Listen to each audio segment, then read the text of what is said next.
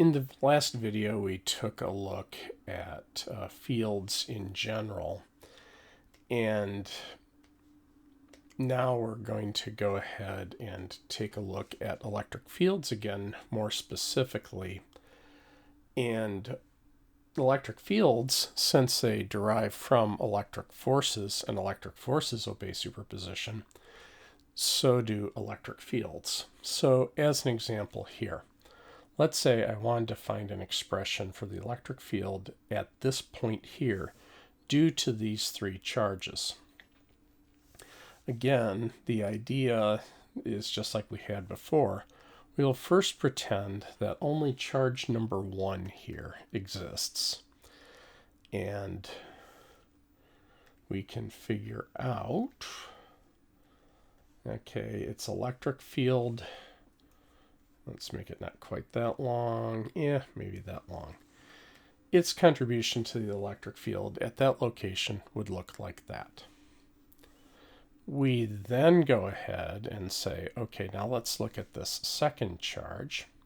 So we will now pretend the first and the third don't exist and only charge 2 exists. And charge 2 would make an electric field that looked like this because it's positive and pointing away. I made the arrow a little bit longer just because it's closer to charge 2 than it was to charge number 1.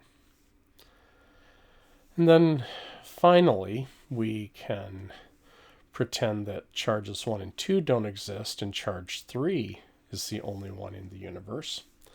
And again, it'll be the same kind of deal if we follow this through. E3 would have to point like that. Now, of course, all 3 charges really do exist.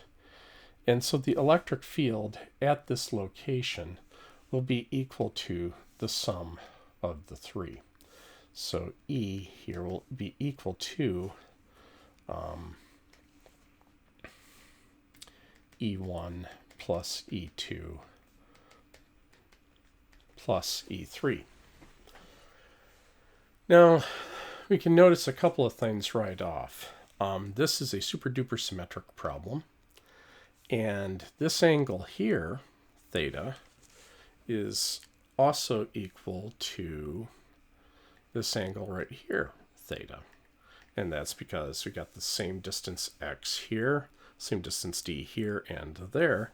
So these angles are the same. So, and since the charges are the same, and this distance and this distance are the same, that means that E1 equals E3 in magnitude. Not as vectors, that's why I didn't draw vector signs of it, but the magnitudes are equal. And specifically, the y components will cancel. So the net electric field strength then will be the x component of E1 plus E2, all of it, because it points along x, plus the x component of E3. But since E1x and E3x are equal, we can just write that as 2 E1x plus E2. All right, so let's work to writing expressions for these. So for E1x, so I bring in the 2. Now for E1, this is going to be 1 over 4 pi epsilon naught. The charge is q. Now the distance that's going to count here is this distance right here. And that distance is the square root of x squared plus d squared by the Pythagorean theorem. So this will be the square root of x squared plus d squared, and then we'll be squaring that, times the cosine of theta. All right. Well, we can clean, and then we'll have plus our expression for E2 is 1 over 4 pi epsilon naught q over, and the only distance that we have to worry about is this distance x here. So again, x squared there. All right. So for small favors, as we're cleaning up here, we can pull out a 1 over 4 pi epsilon naught for everything. And there's a q everywhere. So we can pull out that q. Actually, let's leave in the q for the moment. So we have here 2q over, now the square root squared is just the thing, x squared plus d squared. But I have to come up with an expression for cosine theta. So if we go back to SOHCAHTOA, the cosine is going to be the adjacent x over the hypotenuse, that's square root x squared plus d squared. So this will be x over the square root of x squared plus d squared. And then I pulled out a 1 over 4 pi epsilon naught here. I'm just left with the q over x squared from charge number 2. All right, I can clean this up just a baby bit more, but that's about it. I can pull out a q from everything, so I'll have q over 4 pi epsilon naught. Here I'll have 2 over, well, 2x over, this turns out to be x squared plus d squared to the 3/2 power when I times the denominators, plus, oops, sorry, I pulled out a q, just 1 over x squared. And that is our answer. Now, you should be asking yourself, how do I know that I'm right? Because remember how we solve any physics problem, right? Star, situation, tools, answer, review. So we did the situation. We drew a picture so we could understand it, and we figured out what was required. The tool was the definition of electric field. So now we've gotten the answer. But in the review stage, you always ask yourself, is this plausible?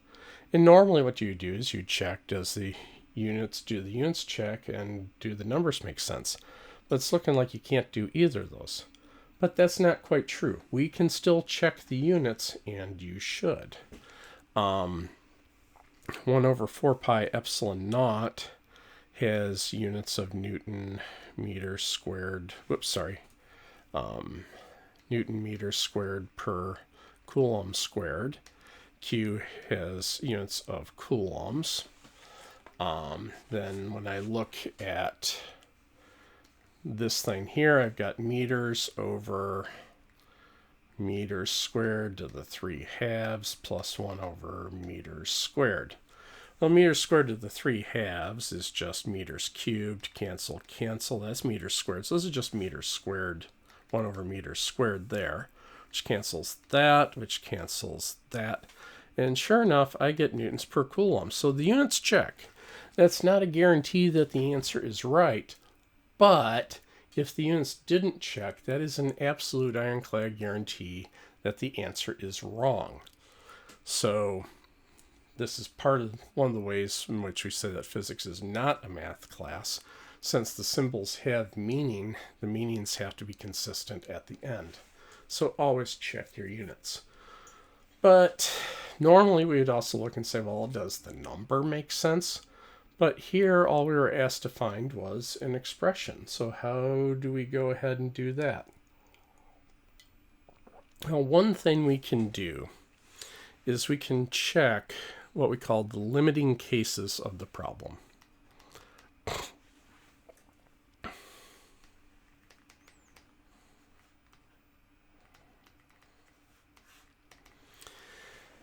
And by this I mean we can take a look at what happens when x is big or small and see if the answers make sense then.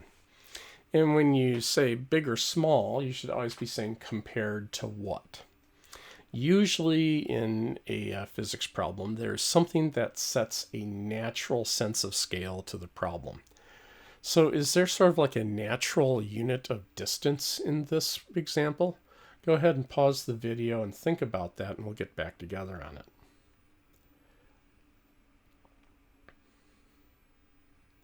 Yeah, and the answer is sure enough, there is a natural unit of distance. It's this separation between the charges. That's sort of the natural meter stick that gets provided in the problem.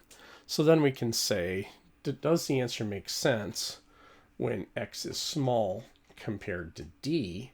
And again, does it make sense if it's large compared to d? So let's take a look at the case of x being much smaller than d. A double less than sign means much less than. So if we take our expression,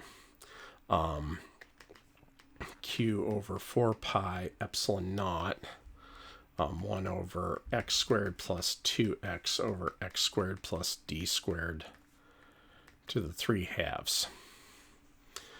If x is much less than d, first thing we can say is, well, d squared will be a whole lot smaller than x squared. So this becomes approximately q over 4 pi epsilon naught, 1 plus x squared plus 2x over d squared just by itself raised to the 3 halves. So that's d cubed. Oops. All right. But if x is small compared to d, then it's really small compared to d cubed. And so that basically makes that whole term 0. And I end up with 1 over 4 pi epsilon naught q over x squared, which I realize is just the equation for a point charge of just charge q. And that makes a lot of sense. If you're really close to this charge, then the influence of these charges will be quite weak. Not only that, but they'll be mostly vertical, and so they'll mostly cancel anyway. But even just absent all that, it's like if you go and just put your nose right up against the wall, all you can see is the wall, and you probably can't even see the other walls in the room. And it's the same kind of idea here. If I'm really close to this charge is the one that's calling all the shots.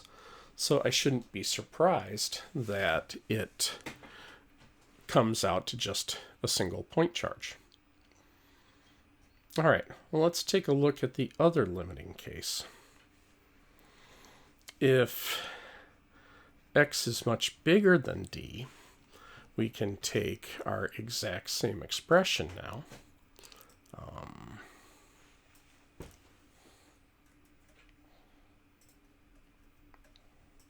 There we go. We can take our exact same expression now, but now we can see what happens if d becomes really small. If d becomes really small, then this term is basically just x squared down here. So this will be q over 4 pi epsilon naught 1 over x squared plus 2x over x squared to the 3 halves. Well, x squared to the 3 halves, that's just x cubed. Hey, we're left with x squared. We get 3q. Oops, sorry. Let's just make this a little prettier. We end up getting 1 over 4 pi epsilon naught times 3q over x squared. So that's again the equation of a point charge, but now it's a point charge of plus 3q. Does that make sense? Let's go back to our picture. If x is really big compared to d, this is sort of akin to what happens, say, if you are looking at a car approaching you at night from a great distance. If at first you see just a single light from the car's headlights, and that's because if the car is a couple kilometers down the road, and the spacing of the lights is a little, is about 2 meters or so, and you're talking a couple kilometers down the road, the angular separation between the headlights is so small that to your eye, it looks like just a single light. As the car gets closer, you eventually see the multiple headlights. It's the same kind of idea here. If x is really big compared to d, then by our headlight analogy, this just looks like a single point charge of plus 3q. And sure enough, we get the result for a single point charge of plus 3q.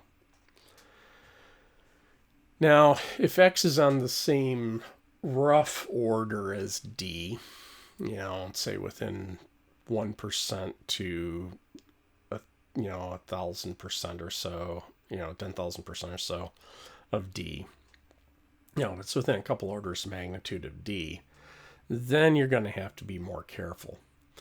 But if you plot this out, you'll see that the value that you get is always between these two numbers. So if you're just trying to get a rough and ready number, you might just average those if you just want to estimate something. But you know that you'll always be between these two values no matter what. And so if you're going along and you get an answer that falls outside this range, then you know that, again, you made some sort of a mistake.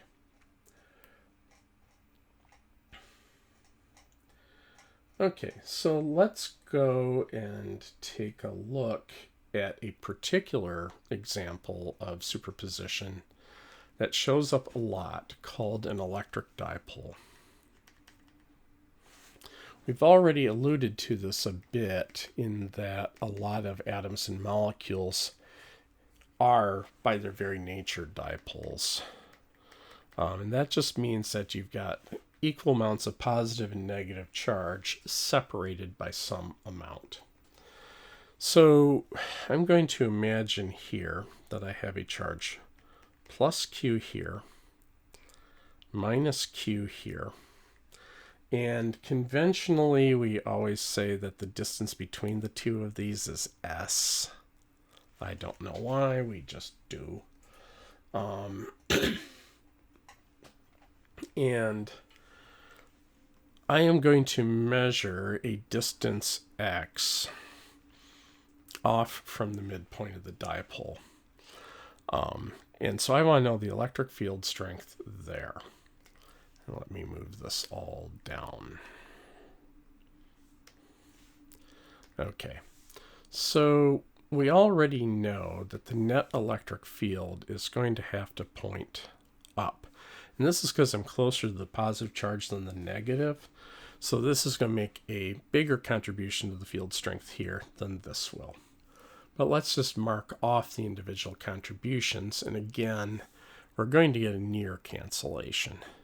So we'll call this E plus for the contribution from the positive charge. And we'll have the slightly smaller E minus as the contribution from the negative charge. So what I'm looking at here is what's called the on-axis case. I will do this and then leave the off-axis case as an exercise.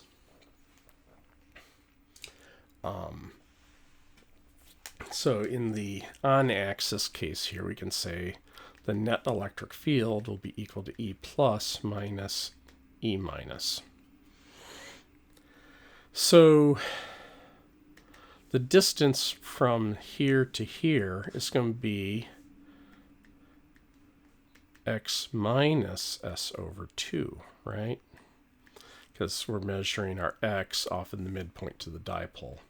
So this will be 1 over 4 pi epsilon naught q over x minus s over 2. And we'll subtract from that E minus, which is 1 over 4 pi epsilon naught. The charge now is negative q, so we got to be careful about that. And the distance here is going to be x plus s over 2. So x plus s over 2. And of course, both of these distances get squared. All right. So let's go ahead and come and see where the algebra takes us for this. So we can pull out a 1 over 4 pi epsilon naught and a q everywhere, and we will be left with 1 over x plus s over, x minus s over 2 squared plus, because we have minus a minus here, 1 over x plus s over 2 squared. So when in doubt, go ahead and start putting things over a common denominator, I guess, right? So let's do that. 1 over 4 pi epsilon naught q. If I put things over a common denominator, this is going to be x plus s over 2 squared minus x minus s over 2 squared, all over x minus s over 2 squared, x plus s over 2 squared. All right. So now we're just going to be doing a bunch of algebra to simplify. So 1 over 4 pi epsilon naught q. We can expand this out. This is going to be x squared plus 2 times xs over 2 plus s squared over 4 minus x squared minus 2xs over 2 plus s squared over 4 all over, well, this is going to be x squared minus s squared over 4 squared. But we'll just put a pin in that for a moment. All right. So looking at this, the x squareds cancel. Okay. And the s squareds over 4 cancel. But here, because of the minus a minus, we are actually left with 2xs. Okay. So we have 1 over 4 pi epsilon naught q times 2 xs over, now we are going to have to expand this out. We will have x to the 4 minus 2 x squared s squared over 4 plus s to the 4 over 16. Now this looks like a mess.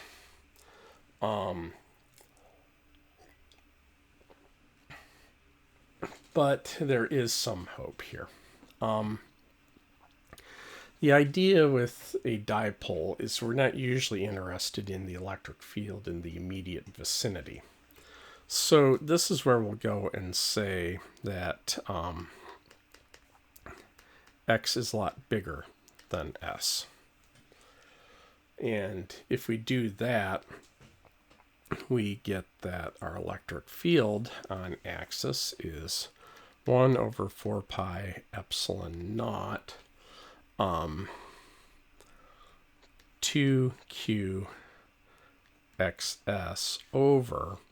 Now here we're going to say we've got x to the 4 here. Any of these terms with powers of s are going to be really small, and we can pretty much ignore them. So compared to just this x to the 4 here that doesn't have any s in it at all. So we will cancel that out and be left with 1 over 4 pi epsilon naught times 2qs over x cubed. Now, with a dipole, what we usually do is we define a thing called the dipole moment. We'll use this color here. And the dipole moment is a vector. And annoyingly, it gets the symbol p. But this is called the dipole moment, and it's defined to be q times s, and it points from the negative charge to the positive charge. So here we see that the electric field pointed in the same direction as the dipole moment. So we can write this as an electric field vector for the on-axis case, that E is equal to 1 over 4 pi epsilon naught, epsilon naught 2p over r cubed, or sorry, x cubed in this case.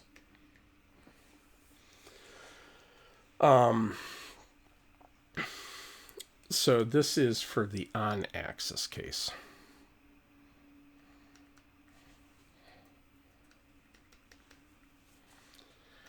The off-axis case would correspond to our point of interest being located over here.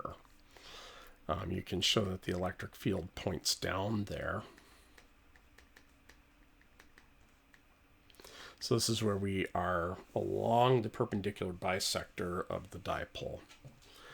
And I will leave this as an exercise to show that in the off-axis case, the dipole strength is the electric field strength is minus 1 over 4 pi epsilon naught p over x cubed without the 2.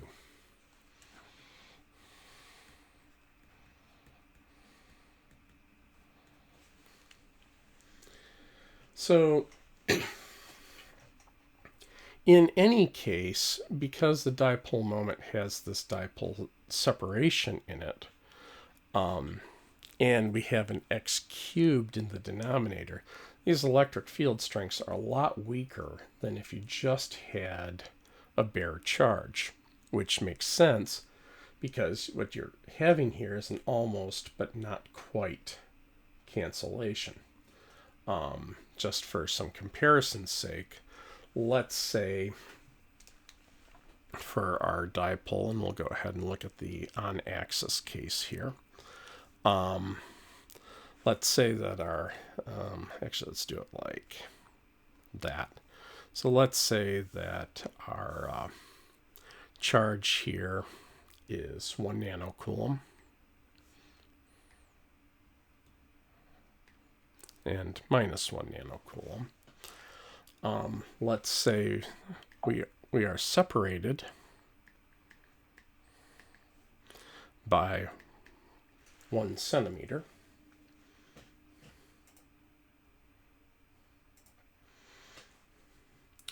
And further, let's go and say that we are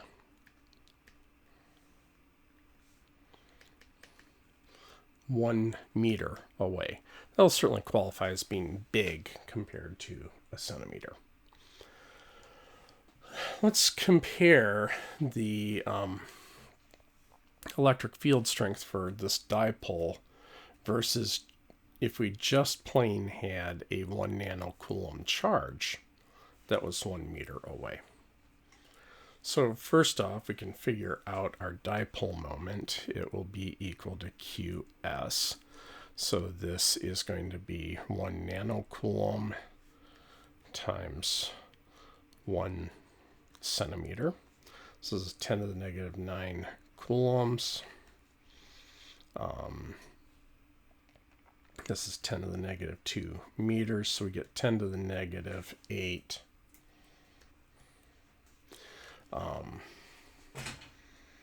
coulomb meters for our dipole moment. So we can go ahead and plug in for the on-axis case, and we have that our electric field is approximately 1 over 4 pi epsilon naught 2p over x cubed. So this will be 1 over 4 pi epsilon naught is, whoops, there we go. Sorry about that. K, which is 9 times 10 to the 9 Newton meters squared per coulomb squared, times 2 times 10 to the negative 8 coulomb meters over our distance of 1 meter, which we are then going to cube. All right, so this is going to give us 1 meter cubed, and I've got 2 powers of meters there, 1 power meter there, so that all cancels. I lose 1 power of coulombs there, so I'm indeed left with newtons per coulomb, which I would hope. Let's see, 2 times 9 is 18, times 10 to the 9 plus negative 8 is plus 1. So 180 newtons per coulomb. All right. Now, for point of comparison, let's just look at a 1 nanocoulomb point charge 1 meter away. So here we go. Q equals 1 nanocoulomb. So we're 1 meter away. So we can say E equals 1 over 4 pi epsilon naught Q over R squared. So this will be 9 times 10 to the 9 Newton meters squared per Coulomb squared. This will be 10 to the negative 9. Wait, did I? Yeah, sorry. 10 to the negative 9 coulombs.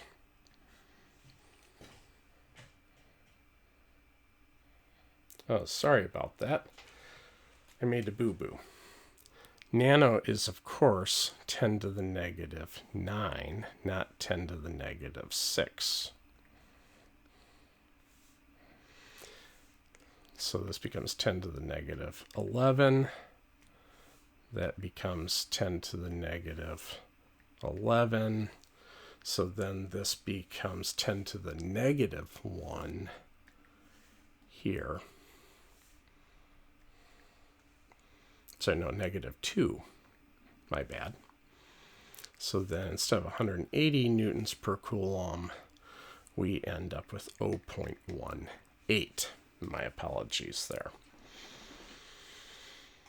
How did I catch that? I caught that because I knew that this is a near perfect cancellation. This number needed to be a lot smaller than this one, and I could tell I wasn't heading in that direction. All right, so 1 meter squared. Cancel, cancel, cancel, cancel, cancel, cancel. 9 newtons per coulomb.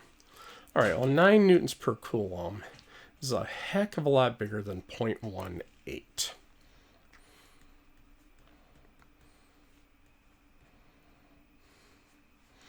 So we can see that a bare electric charge will give a lot bigger electric field strength than a dipole.